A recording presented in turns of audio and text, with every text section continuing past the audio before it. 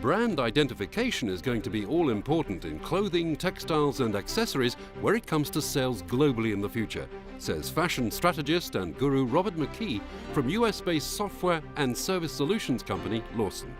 Bob Mckee refers to the new normal where it comes to international fashion. That's immediately after the global recession. And what it means is that manufacturers, that wholesalers, that retailers, they're not the center of fashion at all at the moment. That's a role that's taken by the consumer. So Bob, what is the new normal, would you say, in global fashion? I should probably begin by clarifying that maybe it really should be called the next normal. Because I've noticed in my career in the apparel, footwear, textile industry that we've gone through a few redefinitions of how the industry dynamics work. Today, the consumer is now taking control of the value chain. You could look at it and say, well, shoot, they probably should have been in charge of or heavily involved in the decisions of the value chain for a very long time. But that's never the way we've really operated, except for a very handful of organizations that have dealt directly with consumers in a very different way. And those organizations are the ones that today are the poster children or the typical organization that is in the fast fashion segment. So where does the cost factor really come into the new normal? I think part of the old normal says cost is everything. And it's a matter of how you look at cost. I think that the new normal says, no, cost is really not everything. And you have to be careful when you're talking about cost. Are you talking about first cost? Are you talking about landed cost? Are you talking about fully loaded cost? Are you talking about the cost that it takes to get into the hands of the consumer? If you take a look at where the majority of cost lies in the entire value chain, where is that cost? A lot of organizations would take a look and say, well, it's the cost of making the product. And the reality is it's not. If you're in the environment where you're having to mark off 70% of your expected retail in order to get a purchase, then your biggest cost is actually that markdown. Your markdown cost far exceeds your cost of logistics, your cost of manufacturing, your cost of materials. So getting the right thing into the hands of the consumer at the right time, in the right way, is everything. You've used the expression fast fashion, meaning something that's got to be produced very fast and at the right price. But how do you define that within the concept of the new normal? There are a lot of different organizations that take an approach that would be considered fast fashion. The two that are most talked about and most written about, of course, are Zara and H&M. They are two very different organizations, and they go about doing things in very different ways. Zara is the organization that I think really is responsible for coining the term fast fashion, or someone coined the term fast fashion in response to what Zara had created. Zara essentially says, cost is not my primary concern. My primary concern is getting the right thing into the hands of the consumer in the right way at the right time. So having defined the new normal in fashion, where does the Chinese mainland stand as a major manufacturer? China, obviously, China.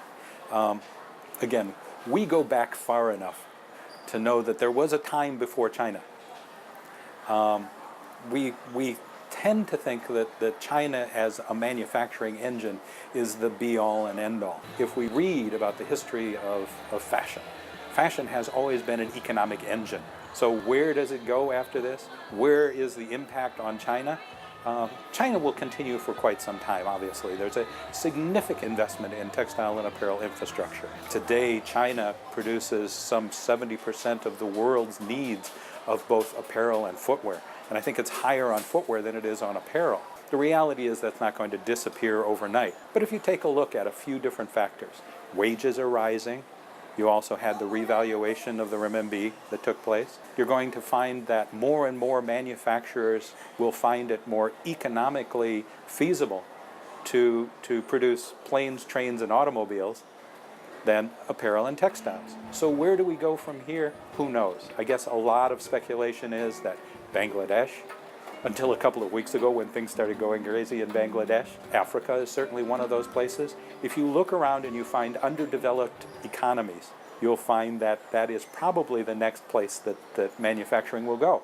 I believe that if there is significant growth in manufacturing of apparel and textile products in Africa, they will be companies that are owned by Chinese concerns. Design and innovation are one of the pillars that the Hong Kong government is trying to promote as part of the future. So how would you define the future for us in those terms? I have spent in my career so much time in Hong Kong. I come to Hong Kong, I feel like I'm home. The only thing that hasn't happened yet is nobody's offered me a job in Hong Kong yet. Hong Kong will always be the center of the fashion industry from a certain perspective. From the supply chain and logistics perspective, Hong Kong will be the center of the industry. But there's another side of the industry, that's the creative side of the industry. And the interesting dynamic that's taking place in my mind today as well is that while the stalwarts of the industry think that Paris, Milan, London, New York are the centers of the creative side of the industry, what I'm saying is that Shanghai is coming on very quickly as a center for creative excellence as well. That you're finding a great verve in design ability. There's a vibrancy that's coming out of Shanghai that you don't see out of the houses in Milan and Paris and London anymore. They've become a little complacent. Research shows us that Chinese mainland consumers actually rather like Hong Kong fashions. So what does that mean to you? I think that's great. I think it's absolutely terrific. I think that it's actually the way the industry has to go. One of the dynamics that I see happening in the Western world is that between the US and Western Europe, they're looking to Asia. Hong Kong obviously is the leader in that. If you look at Asia in general, Hong Kong is the big brother. It is the place that everybody looks to for guidance on what's happening in Asia. And while I was saying that Shanghai has this vibrancy, it's probably more the younger sister than the big brother. Hong Kong is the place that people look to for that sort of direction.